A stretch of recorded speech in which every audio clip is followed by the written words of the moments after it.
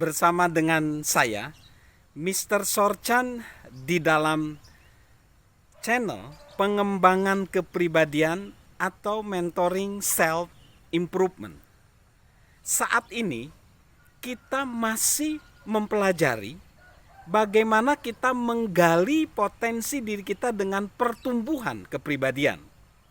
Dan di dalam pertumbuhan kepribadian, kita mempelajari bagian tentang prinsip rasa sakit, di mana kita bisa mengelola atau perlu mengelola rasa sakit kita, pengalaman buruk kita, penderitaan yang kita alami, kita manfaatkan, kita cari keuntungannya untuk pertumbuhan kepribadian kita.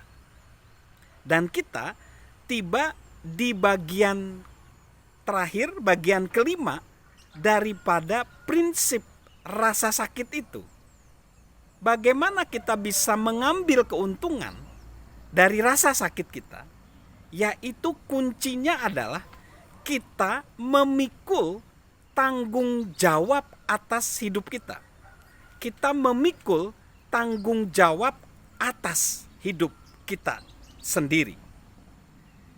Sudah kita pelajari di segmen-segmen sebelumnya bahwa kita perlu menyadari kalau keadaan tidak menentukan siapa diri kita yang sebenarnya. Keadaan adalah berada di luar diri kita sendiri, dan itu tidak boleh memberikan pengaruh negatif atas nilai-nilai dan standar yang kita pegang.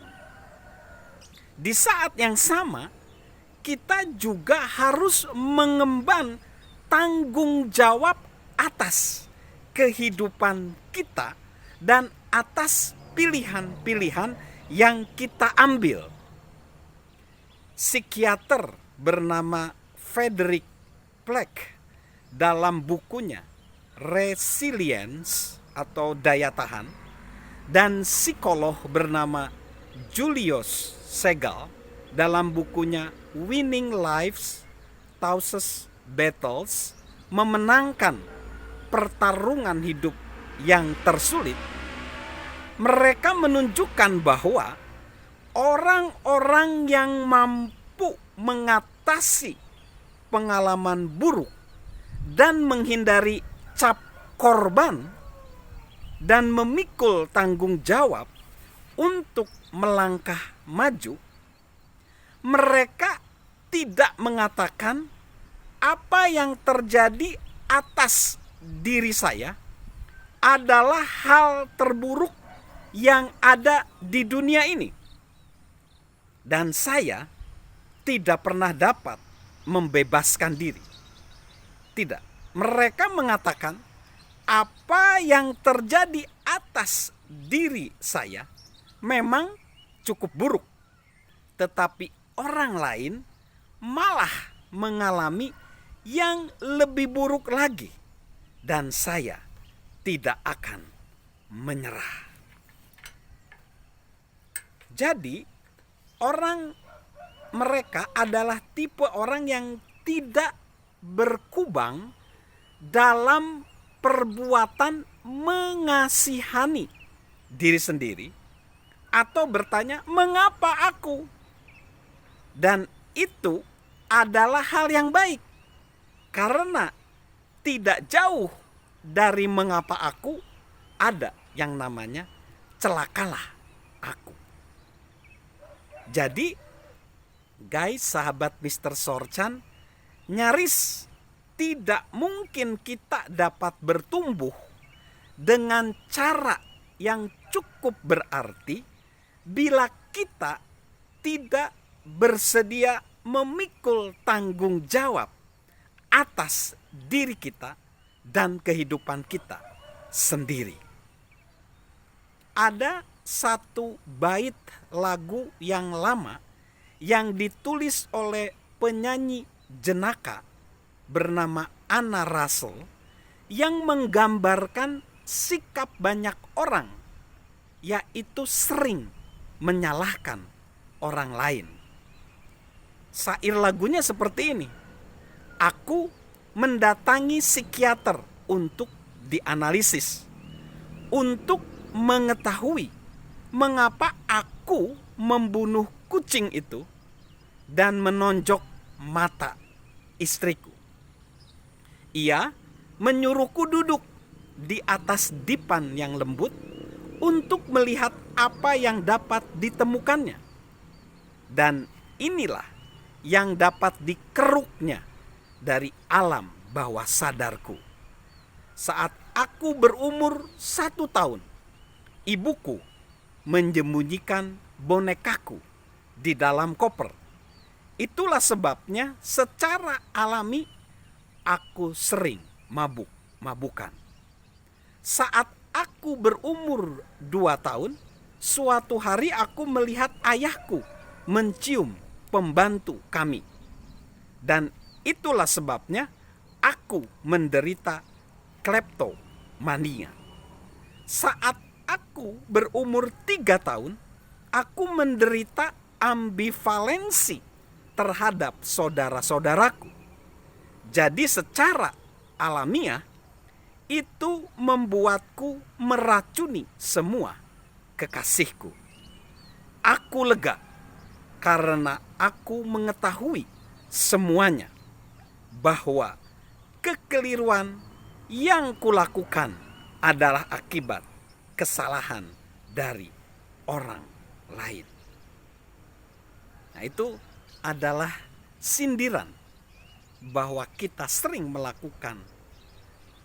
menyalahkan orang lain, pihak lain, dan tidak memikul tanggung jawab.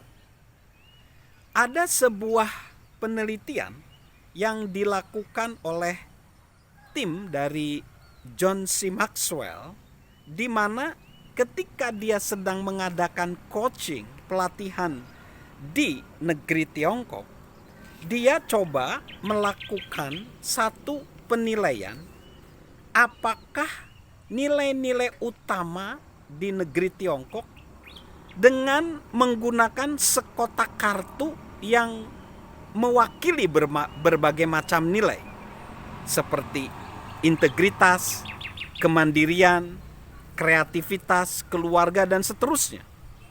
Itu adalah suatu latihan yang dikembangkan di lembaga coaching John C. Maxwell. Ribuan orang telah melakukan kegiatan itu, di mana mereka harus memilih 6 nilai yang tertinggi, kemudian 2 tertinggi, dan terakhir adalah nilai yang paling tinggi, yang dianggap utama. Dan yang mengejutkan, ketika dia mengajar di Tiongkok, nilai yang dianggap utama adalah tanggung jawab. Ini berbicara banyak tentang bagaimana kunci keberhasilan kebudayaan Tiongkok. Dan tidak mengherankan bahwa tanggung jawab sebagai nilai utama membawa Tiongkok menjadi negara maju saat ini.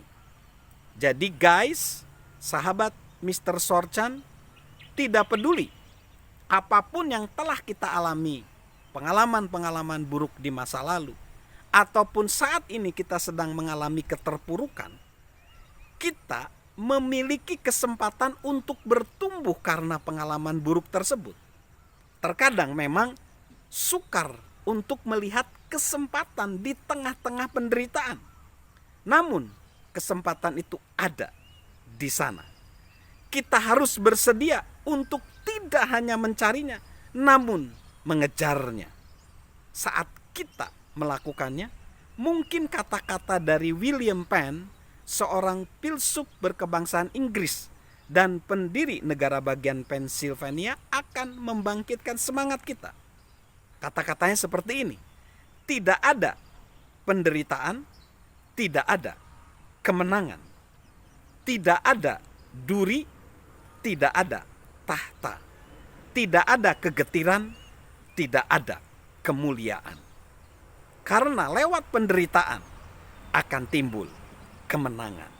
Salam untuk berani memikul tanggung jawab atas hidup kita demi pertumbuhan kepribadian. Dan salam sehat dari saya, Mr. Sorchan.